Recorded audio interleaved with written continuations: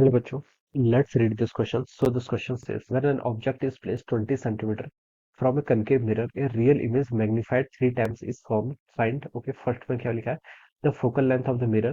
B part में बोला है, what where must be the object be placed to give a virtual image 3 times the height of the object. ठीक है, object की height के 3 times. ठीक है, तो चलिए बच्चों इस क्वेश्चन को स्टार्ट करते हैं. So we can write the key concept of this question. इस क्वेश्चन का की कॉन्सेप्ट देखिए बच्चों क्या लिख सकता है. यहाँ पर आपका मिरर का मिरर लिख सकते हैं या फिर मिरर फॉर्मूला लिख लीजिए. क्या लिख लीजिए? Mirror formula. Mirror formula will be the key concept of this question. ठीक है, अब बच्चों देखिए मिरर फॉर्मूला क्या होता है आपका.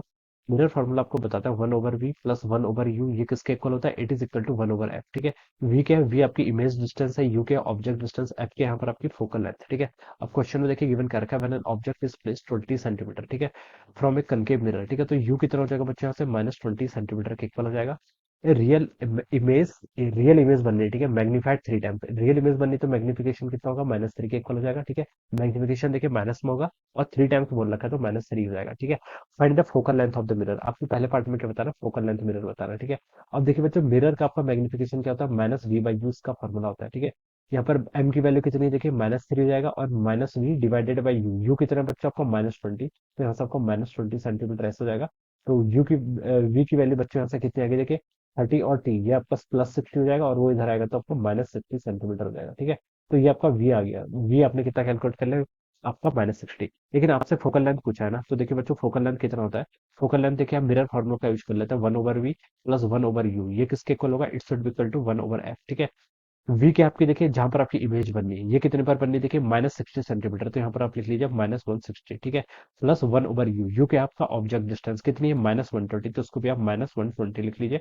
It should be equal to 1/f के इक्वल होनी चाहिए. ठीक है, तो यहाँ से देखिए बच्चों आप क्या कर लीजिए? 60 कॉमन हो जाएगा, -1 और यहाँ से कितना आ गया बच्चों? -3. It is equal to 1/f. ये किसके इक्वल हो गया? यहाँ से आपका 1/f के इक्वल हो गया.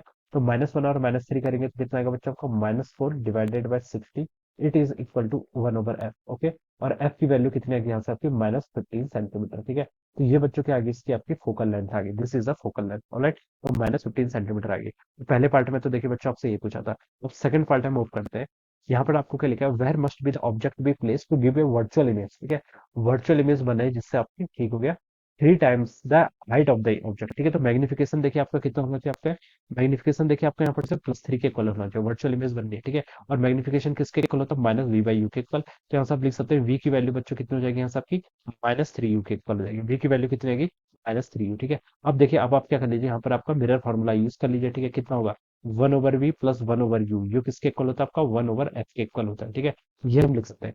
v की वैल्यू देखिए कितनी हो जाएगी आपकी? यहाँ से -1/3u के इक्वल हो जाएगा प्लस आपका 1/u. ठीक है, यही आपको फाइंड आउट करके बताना है. Where an object must be place, यानी कि u क्या होता है? आपका ऑब्जेक्ट डिस्टेंस है, यही कैलकुलेट करके बताना है. It should be equal to 1/f. f की आपका फोकल लेंथ अभी कैलकुलेट किया कितनी? -15 सेंटीमीटर. ठीक है, फोकल लेंथ तो कांस्टेंट पैरामीटर है, इस पर थोड़ा कुछ चेंज होगा. तो यहाँ से बच्चों कितना आएगा? इसको देखिए आप सॉल्व कर लीजिए. ठीक है, कितना आ जाएगा? देखिए यहाँ से 1/u को अगर मैं कॉमन ले लेता हूँ लेफ्ट हैंड साइड से. ठीक है, तो यहाँ पर क्या बच गया? -1/3 +1 कितना होता है बच्चों? 2/3 के इक्वल होता है. इट इज इक्वल टू यहाँ से आपका -1/15. ठीक है, तो 3 से बच्चों ये कैंसिल हो जाएगा. कितना टाइम्स आपका? 5 टाइम्स कैंसिल हो गया. और u की वैल्यू बच्चों यहाँ से आ गई आपकी -10 सेंटीमीटर के इक्वल. ठीक है, तो ये आपकी क्या आ जाएगी? This will be the object. तो ऑब्जेक्ट को देखिए हमें कहाँ पर रखना है? -10 सेंटीमीटर पर रखना है. ठीक है, वो हमें वैसे पता था. कनकेव मिरर में जब हम क्या करते हैं? फोकल लेंथ और पोल के बीच में आ जाते हैं तो आपका इमेज कहाँ पर बनने लग जाती है? आपकी मैग्नीफाइड और वर्चुअल इमेज बन जाती है मिरर के बिहाइंड. ठीक है, तो ये आपकी ये वाली सिचुएशन है. ठीक है, तो यू कितना आ गया? -10 सेंटीमीटर. तो यही हम बता सकते हैं कि 10 centimetre from the concave mirror और फोकल लेंथ कितनी होगी? 15 सेंटीमीटर. तो ये दोनों पार्ट का क्या आंसर है. Alright, so I hope you all understood this concept. All the best and thank you so